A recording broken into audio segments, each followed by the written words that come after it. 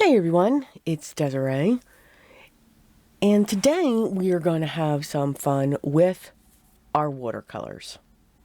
It's all we need to do. So grab your favorite watercolors. You could also use re-inkers if you have dye ink re-inkers or even the oxides. They're great for this as well. I'm going to be using a stamp set by Anthony's Papercraft, and it's called Floral Background 2. This is a great stamp for many reasons. One, the size. Two, it could work as a silhouette, meaning you just stamp it in black over an inked background or watercolor background. Or you can do what I'm about to do, and what I like to call this is messy watercolor. I'm not really caring too much where the colors are going. I just want the general idea of the color to be in certain areas. I'm working on a piece of Canson XL watercolor paper. I just love that paper. I think it's great. No, it's not 100% cotton, but for the techniques that I do watercolor with, I think it is perfect. I am going to tape it down. We are going to have a bit of water on here. The watercolors are going to have a lot of water content to them. I do try to take some of it off with a paper towel or a rag that I keep near me. I've grabbed one of my paintbrushes. I believe this is a size 6 round, and I'm just adding color over the lines. I did not emboss this. I stamped this using my VersaFine black because it is great with watercolors. And I'm just going over the lines with some green. I'm pulling the direct color. I'm not even mixing a color. Now, I will start right now to add more colors to get a different shade, to show just a little bit of differences throughout the greenery around the flowers. The other thing that's good, now sometimes when you think of silhouette, you think of a solid black stamp. There's no etched lines in it. There's no openings. This does have those etched lines and openings, but again, it can be used as a silhouette style stamp.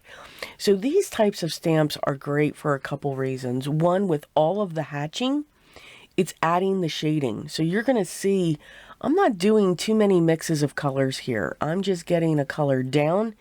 I'm not worried about staying in the lines. I'm going outside those lines and just adding this color and then dropping another color in there as it's still damp and letting the watercolors do the work for me.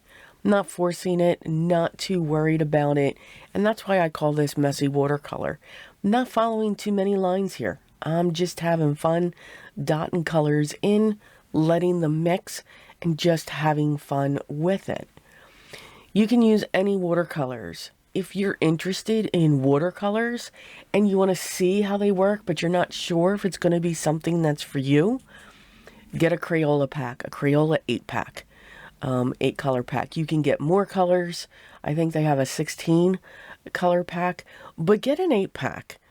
You can get them almost anywhere, because you do want to be able to mix some of your colors or take your colors straight from there.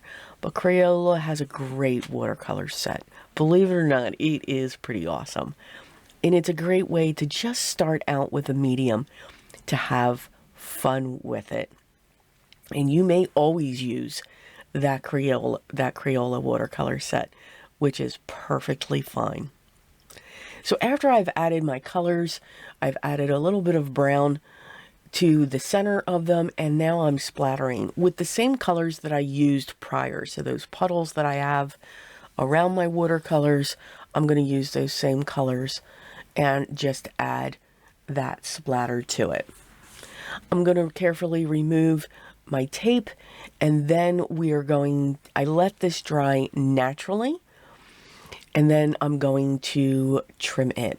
I do like to let it dry naturally when it's taped, because then it'll go back flat. It'll actually flatten itself out.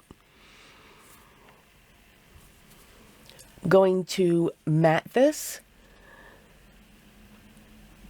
And I believe we're going to do a double mat. So we're going to have a black mat behind the image directly, and then I'm going to have a green mat that surrounds the black just to accent that one color. So we've got our black mat there. We're going to add the green, and then we will add this to a standard A2 size card base.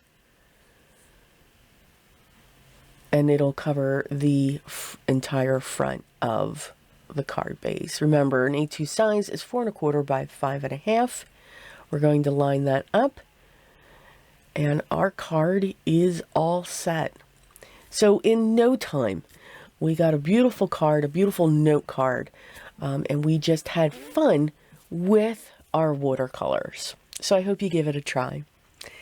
As always, the products that I used, the main products, will be listed down below in the video description. And if you have any questions, make sure you leave those down below as well. If you haven't yet, love for you to subscribe. So make sure you hit that button, make sure you hit the thumbs up, and make sure you ring the bell for notifications. Hopefully you will be notified.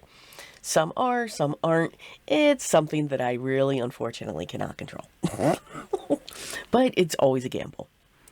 But remember, most of all of the art that you are creating, make sure you enjoy it. Have fun. Have fun trying new things and new techniques. But most of all, always remember what's most important. Always be creative in everything you do every day. And I will talk to you in the next one. Till then, take care.